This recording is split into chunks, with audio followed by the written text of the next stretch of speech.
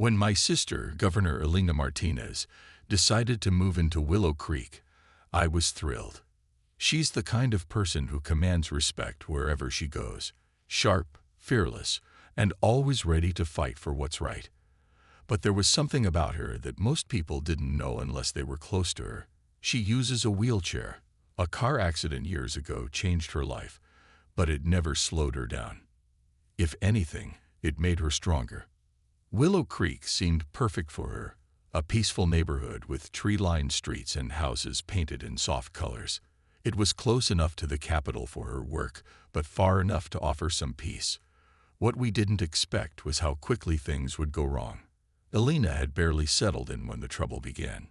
One morning, while she was inside unpacking boxes, a group of workers showed up at her house.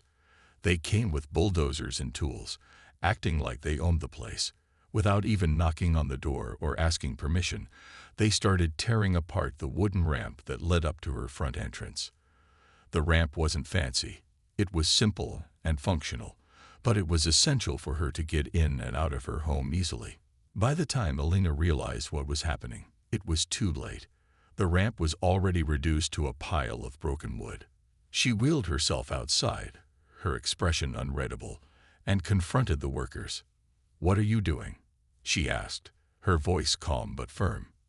One of them held up a clipboard and pointed to a document. "Ma'am, this ramp violates the aesthetic guidelines set by the Homeowners Association," he said, avoiding eye contact. "It's against the rules." Against the rules. My sister stared at him for a moment, then looked at the mess they'd made. She didn't yell or scream. She didn't need to. Her silence said more than words ever could. Finally, she spoke. "Do you have any idea who I am?" The worker hesitated, clearly uncomfortable. No, ma'am." She gave him a tight smile. "Well, let's just say your boss is going to hear about this." Later that evening, I got a call from Elena.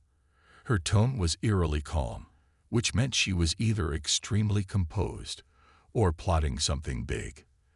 "They tore down my ramp," she said simply, without even telling me. I couldn't believe it. "What? Why would they do that?" "They said it didn't meet their standards. Apparently, having a safe way to enter my own house isn't as important as keeping the neighborhood looking pretty." There was a pause before she added, "Don't worry. This isn't over." The next day, I drove over to her house to see the damage for myself. The sight of the destroyed ramp made my blood boil. How could anyone think it was okay to destroy something so vital without even talking to the homeowner first? Worse still, none of the neighbors seemed willing to step in. Some offered awkward apologies. Others pretended not to notice. It felt like everyone was scared of the HOA, and maybe they were. But Elena wasn't afraid. Not of them, not of anyone. And as I watched her sit on her porch, staring at the pile of rubble where her ramp used to be, I knew one thing for sure. The HOA had picked the wrong person to mess with. The very next morning, Mrs. Harlow appeared at Elena's doorstep. She was the head of the Homeowners Association, a woman who always dressed as if she were attending a business meeting, complete with tailored blazers and perfectly styled hair. This time, though, her usual air of confidence seemed to waver. Her hands clutched a thick binder tightly, like it might protect her from whatever storm was brewing. Elena was sitting on her porch when Mrs. Harlow approached. I stood nearby, watching silently as the scene unfolded. For a moment, neither of them spoke. The tension in the air was so thick you could almost touch it. Finally, Mrs. Harlow cleared her throat and began, her voice trembling slightly. "Governor Martins, we didn't realize." "You didn't bother to ask," Elena interrupted, cutting her off before she could finish. Her tone wasn't loud or aggressive, but there was an edge to it that made Mrs. Harlow flinch. It was the kind of voice that could silence a room full of politicians during a heated debate. Mrs. Harlow fumbled for words, clearly unprepared for this confrontation. "If we had known it was your property, we would have handled things differently. We thought. Well, we assumed." "You assumed wrong," Elena said sharply, leaning forward slightly in her wheelchair. Her piercing gaze locked onto Mrs. Harlow, making the older woman shrink back. "Let me explain something to you. That ramp wasn't just some decoration. It was necessary. Necessary for me to live my life, to come and go from my own home. And instead of asking questions or trying to understand, you sent workers to tear it down without even consulting me." Mrs. Harlow opened her mouth to respond, but no sound came out. She glanced down at her binder, flipping through pages frantically, as if searching for a rule or clause that could justify their actions. But deep down, we all knew there was no excuse for what they'd done. Elena continued, her voice steady and commanding. "This isn't about aesthetics or curb appeal. It's about accessibility, about dignity. You don't get to decide which parts of someone's life are convenient for you and which aren't. If you think your rules matter more than basic human needs, then you've got a lot to learn." For the first time in my life, I felt sorry for Mrs. Harlow. She looked utterly defeated, clutching her binder like it was the only thing keeping her upright. Her face turned red, and she stammered, "We'll fix it. Of course, we'll rebuild the ramp. Right away." But Elena wasn't done yet. "Rebuilding the ramp is just the beginning," she said firmly. "What happened here wasn't just careless. It was disrespectful. And unless you're willing to make real changes, this won't end here." Mrs. Harlow nodded quickly, backing away step by step. Yes, of course. Changes will be made. I promise." With that, she turned and hurried off, practically running back to her car. As soon as she was gone, I let out a breath I hadn't realized I was holding. "Wow," I said softly, looking at Elena. "That was intense." She gave me a small smile, though her eyes still held a flicker of anger. They needed to hear it. People like her thrive on silence. They bulldoze over others because they assume no one will push back. Well, not this time. Later that afternoon, word of the confrontation spread through the neighborhood like wildfire. Neighbors peeked out from behind curtains, whispering to each other. Some avoided eye contact when they saw Elena, while others stopped by to offer quiet apologies. One elderly man even brought over a tray of cookies, muttering, "I'm so sorry this happened. Please tell the governor thank you for standing up to them." Despite the support, I could tell Elena was still processing everything. As the sun set, she sat on her porch, staring at the empty space where her ramp used to be. "It's not just about me," she said quietly, almost to herself. "It's about every person who's ever been told they don't belong because of who they are or what they need. Someone has to draw a line." And as I watched her, I realized she wasn't just talking about Willow Creek anymore. This was bigger than a ramp, or even an HOA. This was about justice, fairness, and refusing to stay silent when power was misused. Whatever happened next, I knew one thing for sure. Elena wasn't going to back down. Not now. Not ever. By the next day, news of what happened at Elena's house had spread far beyond Willow Creek. Reporters descended on the neighborhood like a swarm of bees, setting up cameras and microphones outside her driveway. The story blew up overnight. Local news stations covered it extensively, and soon national outlets picked it up too. Headlines blared across every platform. HOA destroys governor's wheelchair ramp. Talk shows debated whether the HOA's actions violated disability rights laws, and social media exploded with outrage. Hashtags like #Justice for Elena and #RampGate trended for hours. Through all the chaos, Elena remained calm. She spent most of her time indoors, surrounded by stacks of documents and files, working tirelessly with her legal team. I'd never seen her so focused. Every phone call she made, every email she sent, was part of a larger plan. "This isn't just about me," she told me one evening as we sat in her living room. "It's about exposing how these organizations operate. They think they're untouchable because people are afraid to speak up." As the days passed, more details came to light. Elena's lawyers dug into the HOA's records and uncovered some alarming patterns. It turned out their strict enforcement policies weren't just annoying. They were borderline illegal. Dozens of homeowners had quietly settled disputes over the years, paying fines or making changes to avoid conflict. Some had been forced to remove garden decorations, repaint walls, or even cut down trees, all because the HOA deemed them non-compliant.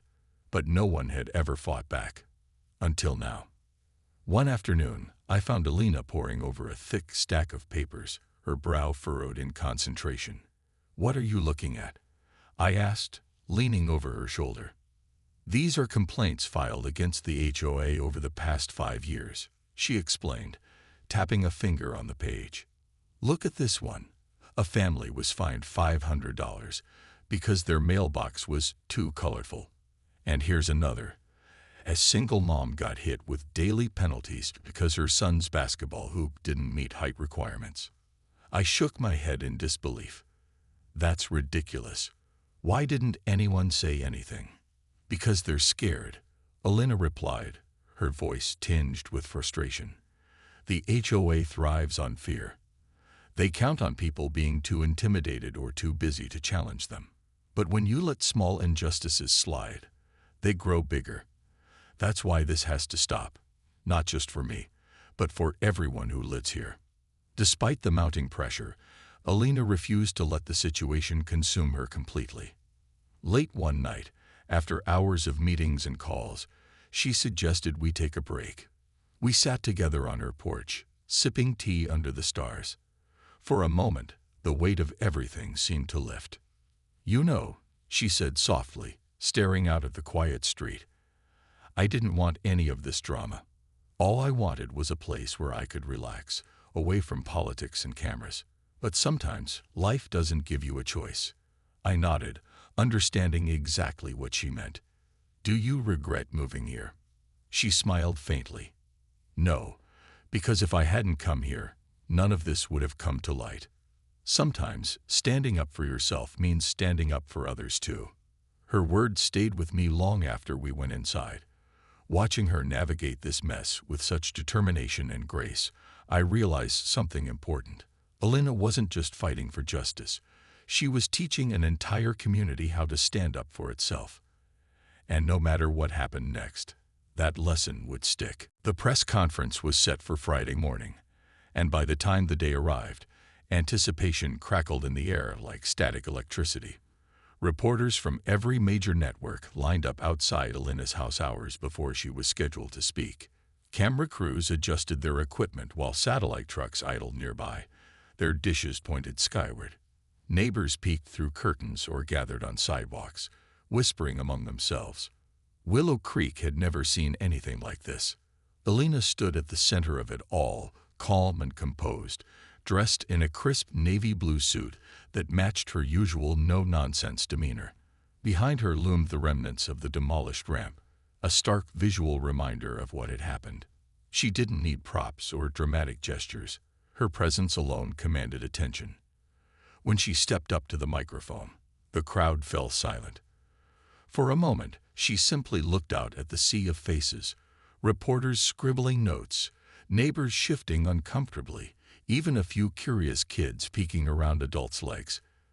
Then she began to speak, her voice steady and clear. "To the residents of Willow Creek," she said, "and to communities everywhere facing similar struggles, accessibility is not negotiable. Dignity is not optional. And no organization, no matter how small, should ever wield unchecked authority over the lives of its members."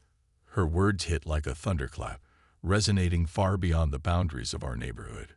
She went on to explain exactly what had happened: the HOA's decision to destroy her ramp without notice, their refusal to prioritize accessibility over aesthetics, and the broader implications of such actions.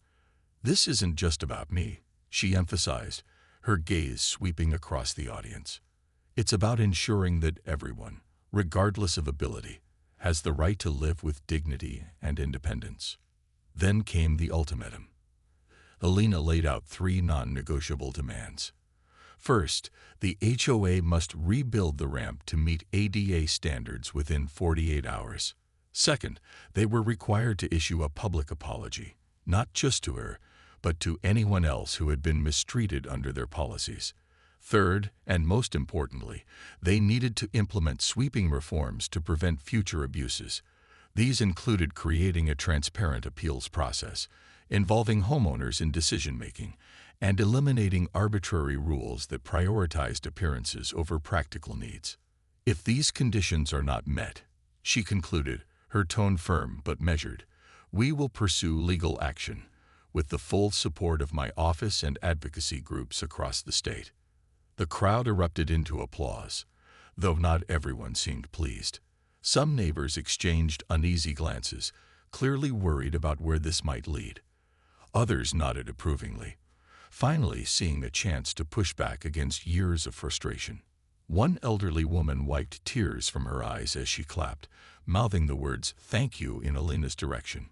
After the press conference ended, reporters swarmed Elena with questions, but she handled them with the same poise she'd shown throughout her political career.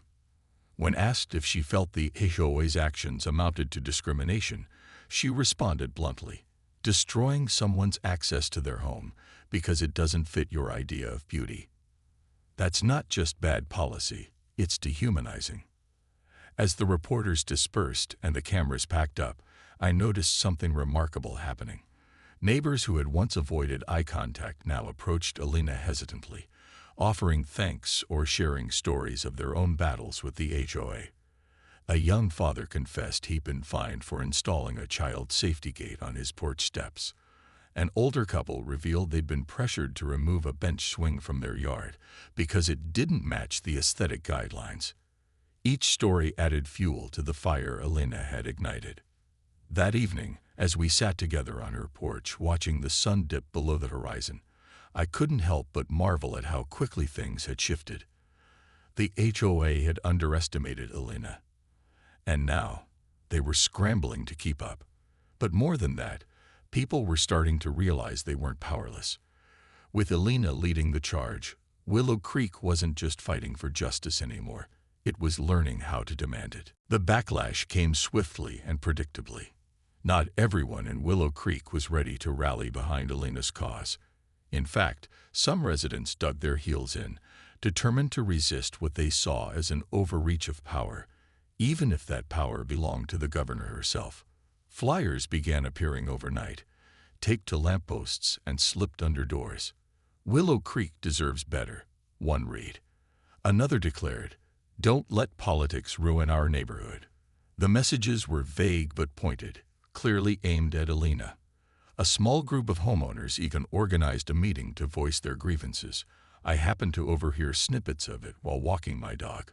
One man complained loudly about how Elena was making a spectacle of the neighborhood. "She's turning this into a circus," he said, throwing his hands up in frustration. A woman chimed in, saying, "Why couldn't she have just picked a different house, somewhere that didn't involve tearing apart our rules?" Their words stung, not because they surprised me, but because they revealed something deeper, a fear of change. These people weren't upset about the ramp or even the HOA.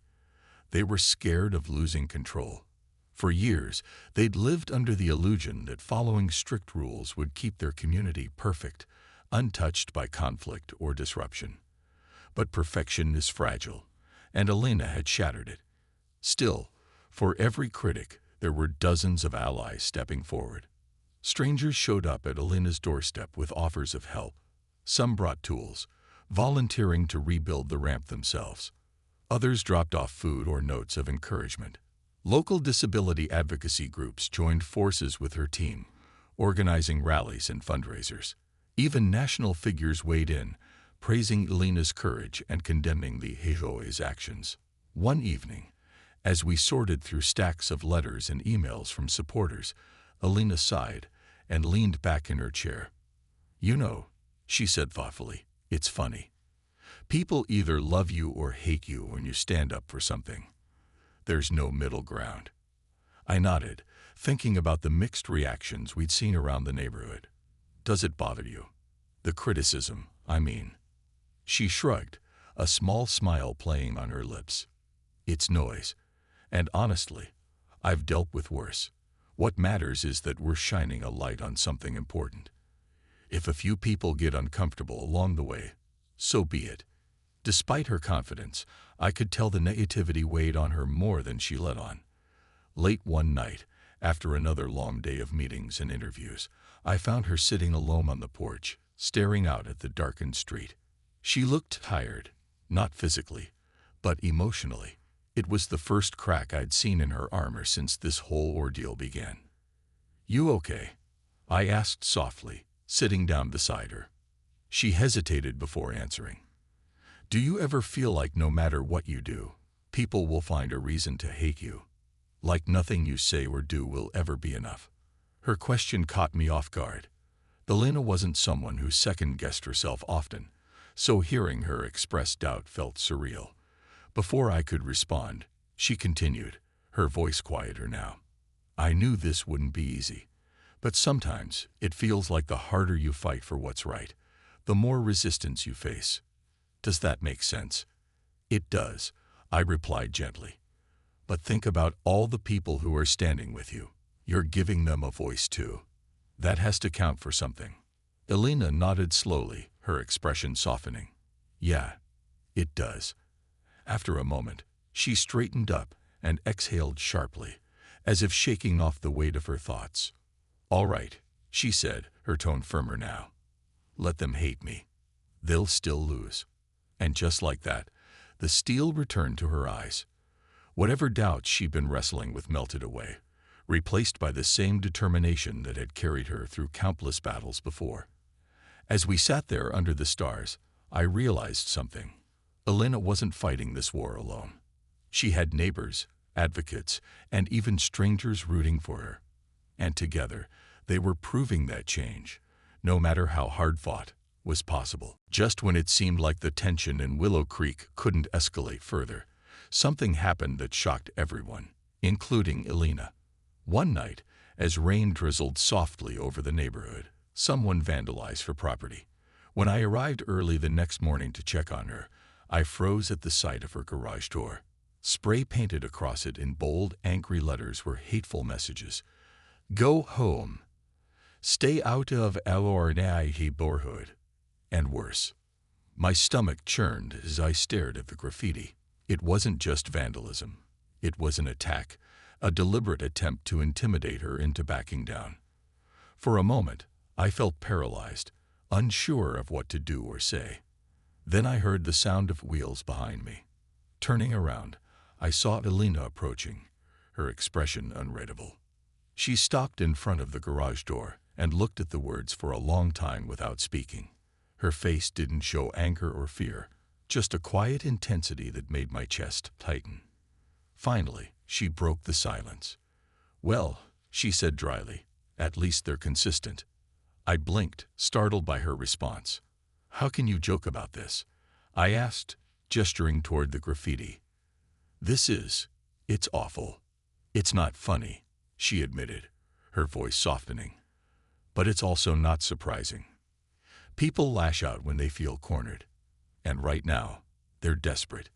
Desperate or not, the act left its mark, not just on her property but on the mood of the entire neighborhood. Word spread quickly, and soon reporters were back, cameras flashing as they captured images of the defaced garage. Some neighbors expressed outrage, while others stayed silent, perhaps too afraid to take sides. The divide in Willow Creek had never been more obvious. That evening, after the crowds dispersed, Elena sat alone in her living room with the lights dimmed. She held a cup of tea in her hands but hadn't touched it. I found her staring out the window, lost in thought. Sitting beside her, I hesitated before asking the question weighing heavily on my mind. "Are you okay?" She didn't answer right away.